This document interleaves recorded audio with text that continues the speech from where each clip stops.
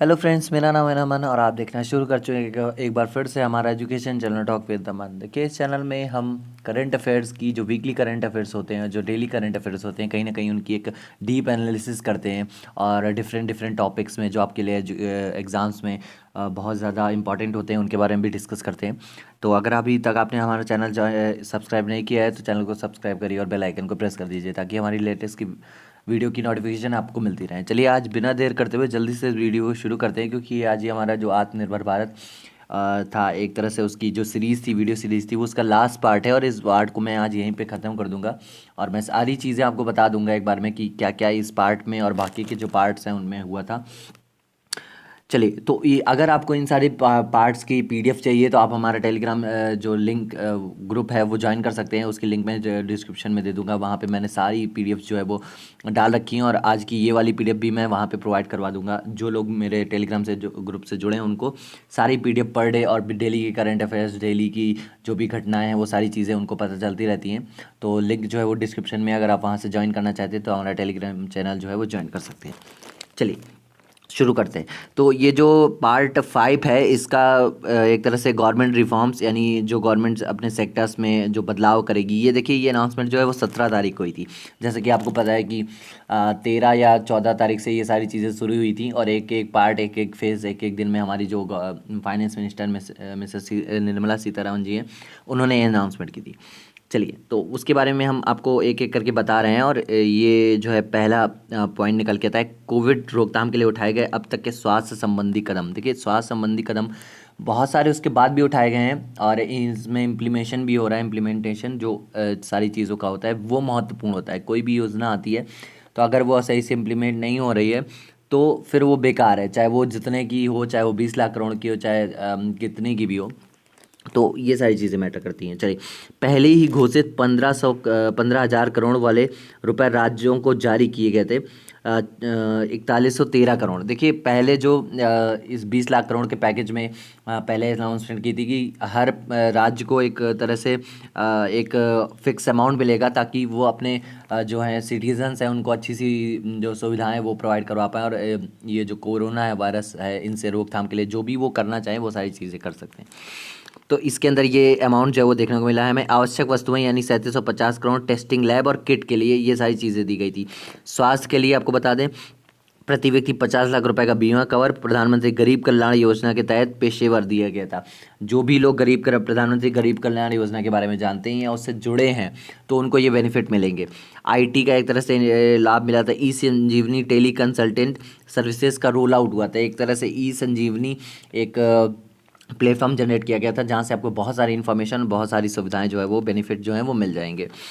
क्षमता निर्माण virtual learning model, I got मंच, एक तरह से एक आई गॉट मंच, एक आई गॉट प्लेटफॉर्म तैयार किया गया था जहाँ से आपको ई लर्निंग मिल जाएगी, चाहे वो कोरोना वायरस की रोकथाम के लिए किसी तरह की लर्निंग हो या आपको घर बैठे किसी चीज़ की लर्निंग चाहिए हो, तो वो आई गॉट के थ्रू अलग अलग प्लेटफॉर्म्स पे लॉन्च किए गए। जैसे कि मैंने आपको करंट की वीडियो में बताया भी था कि दीक्षा ऐप उनमें से एक थी जो गवर्नमेंट के साथ, जो इंडियन गवर्नमेंट के तरफ से चलाई गई थी और उसमें बहुत सारी चीज़ों की ट्रेनिंग मिल रही थी। उन ट्रेनिंग को अगर कंप्लीट करना हो आपको, अगर उन ट्रेनिंग्स के बारे में या दीक्षा ऐप के बारे में कोई भी जानकारी चाहिए हो तो आप वीडियो को नीचे कमेंट करिएगा और मैं आपके लिए उस पर एक स्पेशल वीडियो आपको ला के दे दूँगा। चलिए, नेक्स्ट जो चीज़ पॉइंट है उसके बारे में बात करते हैं। आरोग्य सेतु सेल्फ असेसमेंट और कॉन्ट्रैक्ट ट्रेसिंग हेल्थ वर्कर्स को सुरक्षा। देखिए, एक तरह से आरोग्य सेतु ऐप है जो उसके थ्रू भी बहुत सारे लोगों को बचाने की कोशिश की गई थी, क्योंकि अब हमारे प्रधानमंत्री जी हों या कोई भी हो, वो हर एक भाषण में या हर एक एक तरह से आपको जो संबोधित करते हैं उसमें वो लोग बोलते रहे कि आरोग्य सेतु ऐप जो है वो डाउनलोड करिए और उससे बचाव करिए, ठीक है ना। तो वो सारी चीज़ें की गई थी और सेल्फ असेसमेंट यानी खुद से आपको बचाव करना है आरोग्य सेतु ऐप जो है वो मोबाइल में डाउनलोड करके। हालांकि इसके बारे में बहुत सारे र्यूमर्स फैले थे कि ये जो एक प्राइवेसी पॉलिसी को फिक्स नहीं करती है और बहुत इसमें ज़्यादा प्रॉब्लम है, लेकिन वो प्रॉब्लम गवर्नमेंट ने सॉल्व कर दी थी कि ऐसी कोई प्रॉब्लम नहीं है इस ऐप में। चलिए, महामारी रोग अधिनियम में संशोधन, पीपीए के पर्याप्त प्रावधान। महामारी रोग जो है वो उसमें संशोधन कई तरह के किए गए थे अलग अलग। पहले से आपूर्ति की PP 51 lakh, N95 mask 87 lakh यानी 87 लाख और HCQ टैबलेट यानी हाइड्रोक्सी क्लोरोक्विन की 11.8 करोड़। जो इतनी सारी चीज़ें हैं जो ये प्रोवाइड करवा दी गई थी पहले से ही हेल्थ सेक्टर को, ठीक है, ताकि जो हमारी एक तरह से इससे बचाव हो सके रोग से। जो तो ये सारी चीज़ें की गई थी। और हाल ही में जो पीपी किट का निर्माता है, प्रोडक्शन है, उससे प्रोडक्शन के मामले में इंडिया दूसरे नंबर पे है। पहले चाइना था और इंडिया दूसरे नंबर पे। इन 2-3 महीनों में ही इंडिया जो है वो दूसरे नंबर पे आया है कि वर्ल्ड में सबसे ज़्यादा पीपी किट का प्रोडक्शन करने वाला है। और वो एक गुणवत्ता, जो मतलब एक तरह से क्वालिटी बेस्ड होती हैं किट्स उनमें, ठीक है। जनवरी तक हमारे पास सिर्फ हम एक तरह से इंपोर्ट कर रहे थे, दूसरे देशों से आयात कर रहे थे, बेच नहीं रहे थे, ना कि प्रोडक्शन कर रहे थे। लेकिन 2-3 महीनों में हमारा जो प्रोडक्शन यूनिट है वो बहुत तेज़ी से ग्रो किया है। चलिए नेक्स्ट पॉइंट आउट के बारे में बात कर लेते हैं। ईज़ ऑफ डूइंग बिजनेस के लिए शासन में सुधार। इसको मैं जूम कर के दिखाता हूँ आपको। विश्व स्तर पर एक सेकेंड, हाँ, विश्व स्तर पर संभावित निवेशकों को एक देश की के कर रही पर देखो बिजनेस रिपोर्ट डीबीआर रैंकिंग। इसमें भी आपको एक अलग अलग इन्वेस्टर को ये रिपोर्ट जो है वो जारी की जाती है ताकि वो लोग हमारे देश में इन्वेस्ट कर सकें। अभी हाल ही में एक मूडीज़ की रेटिंग की जो एक रिपोर्ट है वो जारी हुई थी। उसके लिए मैं आपको 1-2 दिन में वीडियो प्रोवाइड करवा दूंगा, क्योंकि मूडी वो एक इम्पॉर्टेंट एजेंसी है जो रिपोर्ट जब अपनी रिलीज़ करती है तो वो रिपोर्ट बहुत ज़्यादा मायने रखती है। हमारे यहाँ पे 3 ही रिपोर्ट, एक फिच और एक स्टैंडर्ड एंड पुअर और एक मूडीज़ की रैंकिंग की जो एजेंसी हैं, वो जब रैंकिंग देती है तो वो बहुत ज़्यादा इंपॉर्टेंट होती है किसी भी कंट्री के लिए। तो उसके लिए मैं एक पर्टिकुलर वीडियो बना के लाऊंगा, ठीक है। निरंतर उपायों के लिए परिणाम स्वरूप तेजी से हुआ है विश्व बैंक के कार्य में भारत की स्थिति में सुधार। बिजनेस रिपोर्ट 2014 और 142 और 63 ये में 2019 के लिए ये रिपोर्ट जो है बिज़नेस के लिए ये सारी चीज़ें आई हैं। और दिखाया गया है कि हमारी जो इकॉनमी है, जो एक तरह से बिज़नेस है, उस सब के लिए सुधार किया गया है। इसमें प्रक्रियाओं को सुव्यवस्थित करना शामिल, और जैसे परमिट और मंजूरी प्रदान करना, स्वप्रमाणन, दूसरों के बीच थर्ड पार्टी सर्टिफिकेशन। ऐसे बहुत सारे आपने सुना होगा कि कंपनीज़ को ऐसी छूट दे दी गई है कि वो वर्कर से ज़्यादा देर काम करवा सकते हैं। और उन्हें एक जो सर्टिफिकेशन होता है या कंपनी को शुरू करने के लिए, या एक तरह से परमिशन लेनी पड़ती है, उस परमिशन को भी बढ़ा दिया गया है, उसको एक्सटेंड कर दिया गया है। ये सारी चीज़ें सुविधाएं जो है प्रोवाइड करवाई गई हैं ताकि वो जल्दी से जल्दी काम कर सके हमारे जो सेक्टर्स हैं। सरकार पर एक मिशन मोड पर काम कर रहा है। Ease of doing business reforms का अगला चरण संपत्ति के आसान पंजीकरण से संबंधित तेजी से निपटान, वाणिज्यिक विवादों और सरल कर व्यवस्था के लिए भारत को व्यापार करने के लिए सबसे आसान स्थानों में से एक बनाना है। वो कोई भी सेक्टर हो, भारत सरकार, इंडियन गवर्नमेंट उसे एक तरह से बूस्ट करना चाहती है कि एक तरह से सारी सुविधाएं उनको प्रोवाइड करवाई जा रही हैं ताकि जो बाहर के इन्वेस्टर्स हैं या जो कोई भी पर्टिकुलर इन्वेस्टर है वो कंपनी में इन्वेस्ट करने की इच्छा जारी करे, एक तरह से ये आप बोल सकते हो। हाल ही में कॉरपोरेट कानूनों को बढ़ावा देने के उपाय ईज़ ऑफ डूइंग बिजनेस के लिए उपाय किए गए हैं। देखिए लॉस एक तरह से कानूनों में भी बहुत ज़्यादा छूट दी गई, क्योंकि कंपनी पे प्रेशर बहुत ज़्यादा होता है कि आप मज़दूरों के साथ कुछ वो नहीं कर सकते और उन्हें एक टाइम पे सारी चीज़ें प्रोवाइड करवाई जाएँ। लेकिन इससे कंपनी के ऊपर बहुत ज़्यादा प्रेशर पड़ता है और काम को लेकर वो थोड़ा सा आराम से करती है, एक तरह से आप बोल सकते हैं। तो ये सारी चीज़ों में छूट दी गई है ताकि कंपनी जो है अपना प्रॉपर वर्क कर सके और ज़्यादा से ज़्यादा लोगों को एक तरह से व्यापार मिल सके और कंपनी का जो काम है वो भी तेज़ी से हो सके। तो 14,000 से अधिक मुकदमों को वापस लेना, कंपनी अधिनियम 2013 के तहत ये सारी चीज़ें भी की जाएंगी। और कंपनी कानून के अपराधीकरण के पहले चरण में 2018 में चूक 16 कंपाउंडेबल अपराधों को स्थानांतरित किया गया और एक इन हाउस न्याय निर्णयन और दंड तंत्र के लिए ये सारी चीज़ें की गई हैं, ठीक है। तो मैंने बस जैसा कि आपको बताया कि बहुत सारी छूटें जो है वो दी जा रही हैं। चलिए हाल ही में ईज ऑफ डूइंग बिजनेस के लिए कॉरपोरेट कानून के उपाय, संबंधित पार्टी लेन देन में संबंधित प्रावधानों का युक्तिकरण।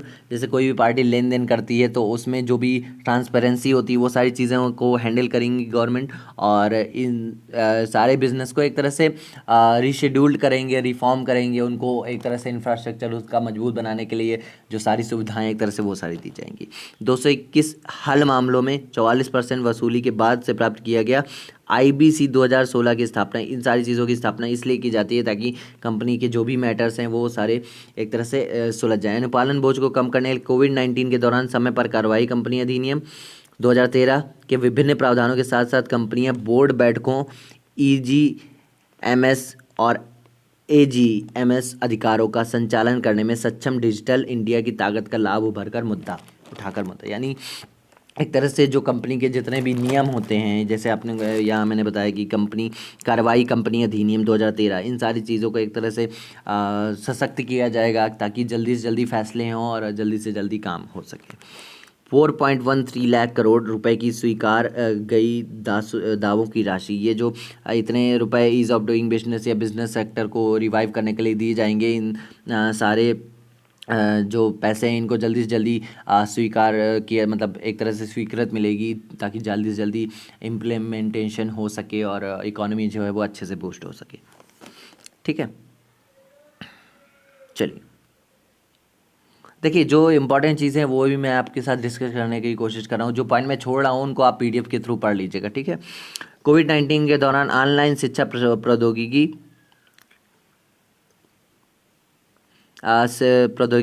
संचालित सिस्टम में एक तरह से ये देखिए, इसके बारे में आपको करंट की वीडियो में बता चुका हूँ, एक बार फिर से समझ लीजिए। स्वयं प्रभा डिजिटल डीटीएच चैनल उन लोगों का समर्थन और पहुंचाने के लिए जिनके पास इंटरनेट तक पहुंच नहीं है। 3 चैनल पहले से थे स्कूली शिक्षा के लिए निर्धारित और अब तक 12 चैनल होंगे, एक साथ जोड़ा जाएगा। देखिए, स्वयं प्रभाव और दीक्षा ऐप ये दोनों अलग अलग हैं। ठीक है ना, दीक्षा ऐप को ऑनलाइन प्लेटफॉर्म के लिए जारी किया गया है, यानी इंटरनेट से कोई भी उसे एक्सेस कर सकता है और वहाँ से लर्निंग ले सकता है। लेकिन जिसका इंटरनेट तक जो है एक्सेस नहीं है, उनको ये सारी चीज़ें डीटीएच के माध्यम से, जो हमारे यहाँ डीटीएच लगा होता है, चाहे वो वीडियोकॉन, एयरटेल और कोई भी हो पर्टिकुलर प्रोवाइडर हो सकता है, तो डीटीएच चैनलों में फ्री ऑफ कॉस्ट पहले क्या किया था कि 3 चैनल चलाए जाते थे, अब उनको बढ़ा के 12 चैनल तक ज़्यादा से ज़्यादा जोड़ दिए जाएंगे ताकि डीटीएच से भी आप पढ़ सकते हो। ठीक है ना, ये स्वयं प्रभा एक स्कीम थी, स्वयं प्रभा चैनल था, ये डीटीएच चैनल ये स्टार्ट किया गया था, ये बहुत पहले का है, समथिंग 2014-15 के आसपास का है। इन पर लाइव इंटरेक्टिव सत्रों के प्रसारण के लिए किया गया प्रावधान स्काइप के माध्यम से घर घर पहुंचने के लिए विशेषज्ञों के साथ चैनल में काम किया जाएगा। बहुत सारे प्रोफेसर्स और भी अन्य जो टीचर्स हैं, जो एक तरह से प्रोफेशनल हैं, उनको इन चैनलों पे उतारा जाएगा ताकि वो अच्छी से अच्छी जो है एजुकेशन प्रोवाइड करवा सकें।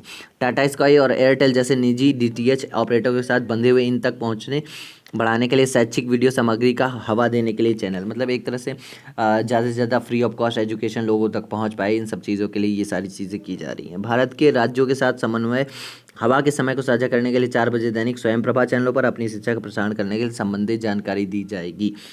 दीक्षा मंच से 24 मार्च से अब तक 61 करोड़ हिट दिनांक, यानी दीक्षा ऐप जो है वो भी लॉन्च की गई थी और वो बहुत पहले लॉन्च हो गई थी, लेकिन ये जो 24 मार्च से अब तक है, इसमें बहुत ज़्यादा डाउनलोड्स इसके देखे गए और बहुत ज़्यादा इसका यूज़ देखा गया है। और दीक्षा में आपको लर्निंग के साथ साथ सर्टिफिकेट में मिलता है। ठीक है ना, जो गवर्नमेंट द्वारा ऑथेंटिकेशन एक तरह से आइडेंटिफाई होता है और गवर्नमेंट ही आप उसे बहुत ज़्यादा जगह पे यूज़ कर सकते हैं, जो सर्टिफिकेट होता है। ठीक है, ई पाठशाला में 200 नई पाठ्य पुस्तकों को जोड़ा जाएगा। पाठशाला अगर आपसे पूछता है कोई, तो ई पाठशाला, दीक्षा ऐप और स्वयं प्रभा, ये सारे दो जो हैं वो गवर्नमेंट के ही एक तरह से गवर्नमेंट ही उन सेक्टरों में सारी चीज़ें प्रोवाइड करवाती भाई।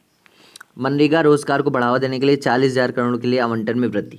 सरकार अब 40,000 रुपये अतिरिक्त आवंटित करेगी मनरेगा के तहत। मनरेगा आप जानते हैं Mahatma Gandhi National Rural Employment Guarantee Act या गारंटी स्कीम आप बोल सकते हैं, बहुत ज़्यादा लोग बोलते हैं। तो इनके लिए 40,000 ये राज्य सरकारों अलग अलग तरह से मनरेगा में लोगों को रोज़गार देती हैं और अभी तक 182 रुपये शायद मिल रहा था मेरे हिसाब से, जो मैंने करंट में आपको बताया भी था कि वो राशि बढ़ा के 202 रुपये पर डे कर दी गई है। तो इसके लिए 40,000 करोड़ एक्स्ट्रा दिए जाएंगे। कुल मिलाकर 300 करोड़ रुपये दिवस उत्पन्न करने में मदद करेगा। इतना ज़्यादा जो है वो अमाउंट दिया जाएगा। प्रवासी लौटने सहित अधिक काम करने के लिए प्रथा की जरूरत है। मानसून के दौरान भी कार्यकर्ता टिकाऊ और आजीविका परिसंपत्ति की बड़ी संख्या के निर्माण, जल संरक्षण परिसंपत्तियों, अधिक उत्पादन माध्यम ग्रामीण अर्थव्यवस्था को बढ़ावा देगा। देखिए, गांव में कई तरह की सुविधाएं हैं, जो जैसे नहर हो गई, तालाब हो गया या कोई भी शेड हो गया जहाँ पे लोग रहते हैं, इस तरह के बहुत सारे काम जो है वो इन मनरेगा के तहत करवाए जाते हैं, जिससे ग्रामीणी जो अर्थव्यवस्था है, ग्रामीण लोगों को रोजगार होता है, वो सारी चीज़ें बहुत ज़्यादा अच्छे से काम कर पाती हैं। एक तरह से फिर से स्वास्थ्य के बारे में बात कर लेते हैं। स्वास्थ्य सुधार और पहल सार्वजनिक स्वास्थ्य में निवेश में वृद्धि। ये आपको पता ही है कि स्वास्थ्य में जो हमारी हेल्थ सेक्टर है उसमें बहुत ज़्यादा इन्वेस्ट किया गया है। स्वास्थ्य पर सार्वजनिक व्यय में वृद्धि, और एक तरह से आप देख सकते हैं कि इस समय मेडिकल फील्ड बहुत ज़्यादा ग्रो कर रही है, क्योंकि भाई अब सबको अपनी हेल्थ की चिंता होती है। ठीक है। ग्राम रूट स्वास्थ्य संस्थानों में निवेश, एक तरह से ग्रामीण इलाकों में इन ज़्यादा जोर दिया जा रहा है, क्योंकि वहाँ पे जो है वो अधिकतर अनएजुकेट लोग होते हैं जिनको बहुत ज़्यादा प्रॉब्लम होती है इन सारी चीज़ों को समझने में। तो वहाँ पे ज़्यादा इम्प्लीमेशन की आवश्यकता है मेरे हिसाब से, तो वो सारी चीज़ें की जा रही हैं, ठीक है ना। संक्रामक रोग अस्पताल प्रत्येक ब्लॉक में बनाए जाएंगे सभी जिलों में, ठीक है। और आईसीएमआर द्वारा यानी इंडियन काउंसिल मेडिकल रिसर्च द्वारा एक स्वास्थ्य के लिए अनुसंधान राष्ट्रीय संस्थागत मंच को प्रोत्साहित किया जाएगा। कोई प्लेटफॉर्म बनाया जाएगा आईसीएमआर की तहत जो इन सारी चीज़ों को हैंडल करेगा। राष्ट्रीय डिजिटल स्वास्थ्य मिशन, राष्ट्रीय डिजिटल स्वास्थ्य ब्लूप्रिंट का कार्यान्वयन किया जाएगा। देखिए बहुत जगह आज जो स्टेट गवर्नमेंट है वो अलग अलग आशा वर्कर्स हो गए और हेल्थ वर्कर्स हो गए, उनके माध्यम से बहुत से लोगों के घर में पहुंचने की कोशिश कर रहे हैं, ताकि एक तरह से हेल्थ सेक्टर जो है वो उसको अच्छे से रिवाइव किया जाए और लोगों को अच्छी से अच्छी जो है वो एक तरह से आप बोल सकते हैं कि सुविधाएं जो हैं प्रोवाइड करवाई जाएँ। और इसमें प्रयोगशाला को निगरानी में मजबूत करना, एक तरह से बहुत सारी चीज़ें, चाहे वो सीसीटीवी हो, चाहे मेडिकल किट हो, चाहे पीपीई किट हो, बहुत सारी जो है ऐसी जो आप एक तरह से बोल सकते हैं कि सुविधाएं वो प्रोवाइड करवाई गई। ये देख लीजिए।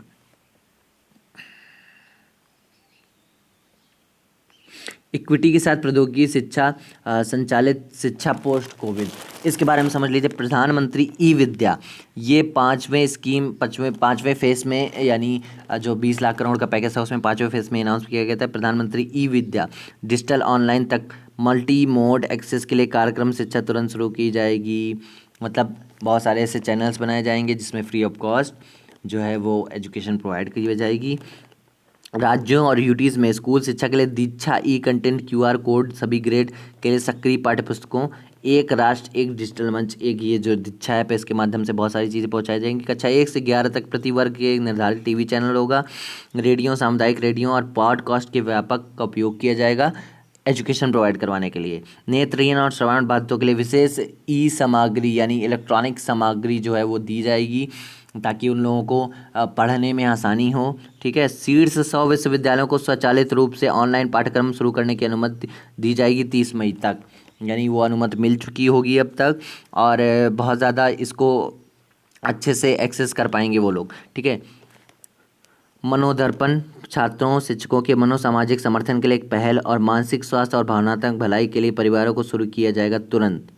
स्कूल के लिए नया राष्ट्रीय पाठ्यक्रम और शैक्षणिक ढांचा प्रारंभिक बचपन और शिक्षकों को शुरू किया जाएगा वैश्विक और एक साथ एकीकृत 21वीं सदी कौशल आवश्यकताओं के तहत, क्योंकि अभी सारी चीज़ें डिजिटल हो रही हैं तो एजुकेशन को भी हमें डिजिटल लेवल पे ले जाने पड़ेगा। और इस फेस में अधिकतर जो है वो ज़्यादातर फोकस इसी क्षेत्र को किया गया था, यानी एजुकेशन सेक्टर को किया गया था। तो ये सारी चीज़ें की जाएंगी, ठीक है ना। एक बार फिर से ईज ऑफ डूइंग बिजनेस की बात की गई तो आप इसको पढ़ लीजिएगा। और यहाँ पे कंपनी का अधिकारी, एक तरह से मैं आपको छोटे तरीके से बता दूँ, नाबालिग से जुड़े कंपनियों के अधिनियम के उल्लंघन का प्राधिकरण तकनीकी, यानी आप बहुत सारी चीज़ों में बदलाव किए गए, लेकिन आप अभी भी जो है वो नाबालिग लोगों से काम नहीं करवा सकते किसी भी कंपनी में, ठीक है। संशोधन से आपराधिक अदालतों और एनसीएलटी को रोकना, यानी एक तरह से एक जारी होगा, एक सर्कुलेशन जारी होगा, सर्कुलेट किया जाएगा एक नोटिस कि ऐसी कोई भी चीज़ ना की जाए ताकि कोई भी संस्थान यानी कोई भी कंपनी को ऐसी प्रॉब्लम जो है वो फेस करनी पड़े।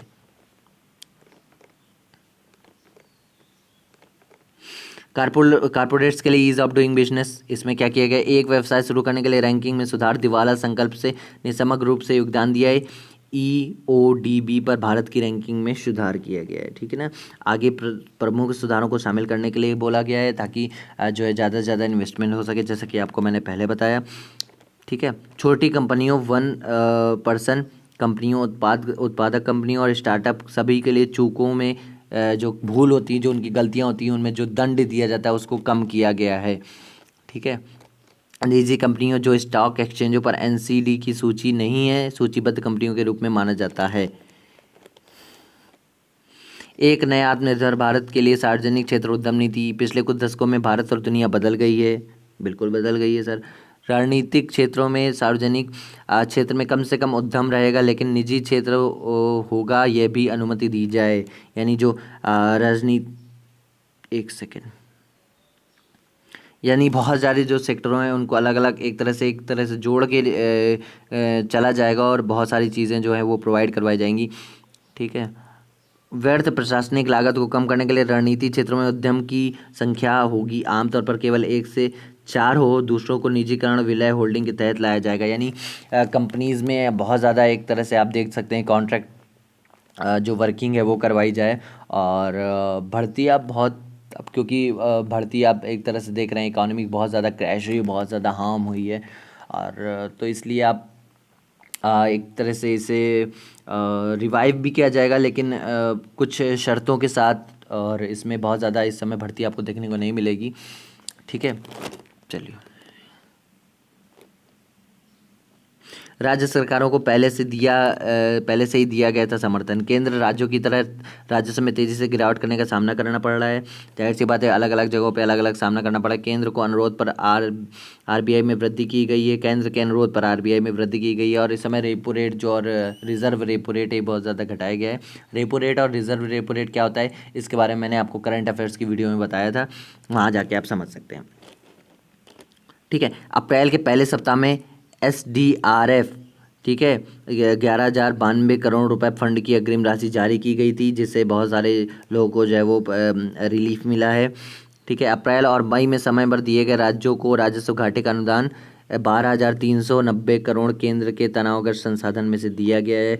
देखिए, अनुदान एक तरह से वो राशि होती है, जैसा मैंने आपको पहले बताया था कि अनुदान एक तरह से, जैसे आप इस समय पढ़ते हो करंट में बहुत ज़्यादा पढ़ते होगे कि इस देश ने इतना भारत को दिया, इतना दिया। उसमें बहुत ज़्यादा मात्रा में एक तरह का ऋण होता है जिसकी एक टाइम ड्यूरेशन होती है कि इतने साल बाद ये आपको ऋण चुकाना पड़ेगा। लेकिन कुछ कंट्रीज़ हैं जो हमें अनुदान भी दे रहे हैं, जो एक तरह से अनुदान आप बोल सकते हैं कि वो पैसा लिया नहीं जाएगा। ठीक है ना, वो एक तरह से दान की तौर पे दिया जाता है। भारत ने भी ऐसे कई देशों को दान दिया है जो है पैसा रिवाइव करने के लिए। ठीक है। दिनों की संख्या 14 से 21 दिन तक लगातार ओवरड्राफ्ट में हो सकती है। राज्यों की दिनों की संख्या 32 से 40 दिनों के लिए एक तिमाही में 40 से 50 ओवरड्राफ्ट में हो सकता है। राज्य सरकारों का समर्थन एक तरह से समझ लीजिए, राज्यों की शुद्ध आधारी की सीमा 2020-21 के लिए 6.41 लाख करोड़ रुपए, जो सकल के 3% के आधार पर है। ठीक है। तो ये जो है वो उधार एक तरह से कम किया जाएगा। पहले जो है वो सारी चीज़ें बूस्ट की जाएंगी, उन्हें छूट भी कुछ तरह से दी जाएगी कि हाँ उन पर तुरंत प्रेशर नहीं डाला जाएगा। ठीक है। फिर भी राज्य उधार लेने में विशेष वृद्धि 3 से 5% कर सकते हैं।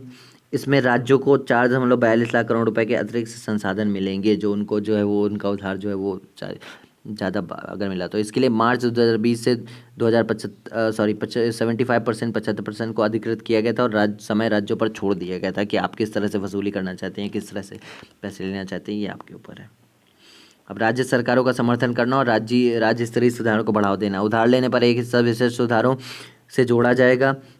ठीक है। प्रवासियों के कल्याण को बढ़ावा देना और खाद्य वितरण को रिसाव को कम करना। यानी खाद्य वितरण ज़्यादा से ज़्यादा प्रोवाइड किए जाएँ, उनको राशन ज़्यादा से ज़्यादा दिया जाए ताकि उनको प्रॉब्लम ना हो। यदि 4 क्षेत्रों में कम से कम 3 में मील के पत्थर हासिल किए जाते हैं तो आगे 0.50% के अकॉर्डिंग जो है वो हम बूस्टअप देखेंगे। यानी अगर जो 4 सेक्टर हैं अलग अलग और इकोनॉमी के जो बूस्टअप हैं एक तरह से उन्हें रिवाइव करके और सारी चीज़ें अच्छी की जा सकती हैं, सुधारी जा सकती हैं अगर उनको उनका सही से इम्प्लीमेंटेशन हुआ। तो ये है कि हाँ हम जिस तेज़ी से गिरे हैं उस तेज़ी से आगे भी बढ़ने की कोशिश करेंगे। शहरी विकास, स्वास्थ्य और स्वच्छता को बढ़ावा दिया जाएगा। पावर सेक्टर को टिकाऊ बनाने के लिए किसानों के हित में रक्षा के लिए किसानों के हित में जारी सारी चीज़ें जो है वो जारी की जाएंगी। निवेश के माध्यम से रोजगार सृजन बढ़ाए जाएंगे। सुधार लिंकेजों में 4 क्षेत्रों में one nation one ration card और सार्वभौमिक ईज ऑफ डूइंग व्यापार, बिजली वितरण और शहरी स्थानीय निकाय, ये 4 ऐसे क्षेत्र हैं जो इनमें काम किया जाएगा। और one nation one ration card इसके बारे में आपको पता होगा, नहीं होगा तो मैं आपको बता देता हूँ कि इसके बाद ये तो जारी हो चुका है। इसके बाद आप कहीं से भी किसी भी स्टेट में जाके वो जो राशन है वो जो आपको मिलता है वो आप प्राप्त कर सकते हैं। चलिए, ये जो है वो यहीं तक था और मैंने अलग अलग फेजेस में आपको अलग अलग चीज़ें बताई हैं कि कहाँ पे कितना खर्च हुआ और क्या क्या चीज़ें हैं। देखिए, योजना लाना और उस पर जो है इम्प्लीमेंटेशन उसका, ये दोनों अलग अलग चीज़ें होती हैं। योजनाएं जो है वो बहुत ज़्यादा लुभावनी होती हैं और बहुत, देखिए गवर्नमेंट जो है वो योजनाएं आम आदमी के ही लॉन्च करती है, लेकिन वो बीच में कहीं ना कहीं जो है वो फॉल्ट हो जाती है, जिससे जो है जो असली लोग हैं इसके हकदार उनको ये सारी चीज़ें नहीं मिल पाती हैं। तो योजनाएं ये जो आई हैं अच्छी हैं, ठीक है, लेकिन अगर इनका सही से इम्प्लीमेंटेशन हुआ तो इसमें बहुत ज़्यादा प्रॉफिट होगा और बहुत ज़्यादा फ़ायदा होगा इंडियन इकॉनमी को और इंडियन गवर्नमेंट को, और जाहिर सी बात है इंडिया की जो भी जनता है उसको। ठीक है, तो अभी मैं आपको एक लास्ट समरी दे रहा हूँ कि कहाँ कहाँ पे कितनी कितनी चीज़ें पैसे जो है वो खर्चा की। जैसा कि मैंने आपको पहले बताया था, मैं इसके लिए एक पर्टिकुलर वीडियो बनाने वाला था, लेकिन जो है वो मेरे पास टॉपिक्स बहुत ज़्यादा हैं और इसको जल्दी जल्दी ख़त्म करना है, तो इसलिए मैं आपको इसी में बता देता हूँ। देखिए, 22 मार्च 2020 से कर रियायतों के लिए राजस्व का भुगतान जो है वो 7800 करोड़ दिया गया। प्रधानमंत्री गरीब कल्याण पैकेज का जो पैकेज था 1,70,000 करोड़ इतना था। और स्वास्थ्य क्षेत्र के लिए प्रधानमंत्री घोषणा 1500 करोड़। कुल जो है वो 1,92 करोड़ 92,800 करोड़ यहाँ पे यूज़ हो गया। नेक्स्ट जो है वो पार्ट 1 में ये टोटल आपको बता रहे हैं कि यहाँ पे इतनी सारी चीज़ें, इतना खर्चा हुआ है। अब आपको अलग अलग सेक्टर्स में बताते हैं। आपातकालीन व्यवसाय के लिए सुविधा यानी एमएसएमई का जो सेक्टर था 3 लाख। ठीक है, यानी जो सेकंड है पर बल दिया गया एमएसएमई के अधीनस्थ ऋण के लिए 20,000 करोड़। एमएसएमई के लिए फंड 50,000 करोड़। व्यापार और श्रमिकों के लिए ईपीएफ वाली जो सहायता थी 2800 करोड़। ईपीएफ दरों में कमी जो है वो की गई, जिसके लिए ये जो सारी चीज़ें सही की जाएंगी 6,750 करोड़। एनबीएफसी एचडीएफसी यानी जो national bank of rural corporation, एक तरह से मैंने आपको बताया था, इन बैंकों को एक तरह से जो तरलता इक्विटी दी जाएगी वो 30,000 करोड़ की। आंशिक क्रेडिट गारंटी योजना 2.0 की जो देनदारी है एनबीएफसी और एमएफएसआई बैंकों की वो 45,000 करोड़। डिस्कॉम के लिए लिक्विडिटी इंजेक्शन यानी जो हमारी बिजली व्यवस्था है उसके लिए 90,000 करोड़। टीडीएस टीसीएस दरों में जो कमी की जाएगी 50,000 करोड़। उपकुल यहाँ पे 5,94,550 इतना हो रहा है।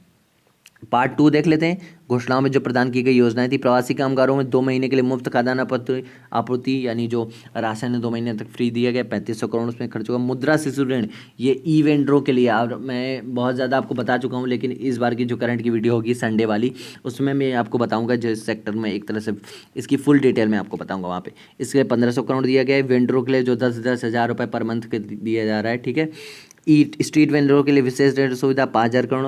आवास CLS MIG 70,000 करोड़। और नाबार्ड के लिए माध्यम से अतिरिक्त आपातकालीन कार्य राजधानी 30,000। KCC के माध्यम से अतिरिक्त ऋण जो है 2 लाख। उपकुल यहाँ पे 3,10,000 करोड़, 3,10,000 करोड़ इतना जो है वो खर्चा हो रहा है।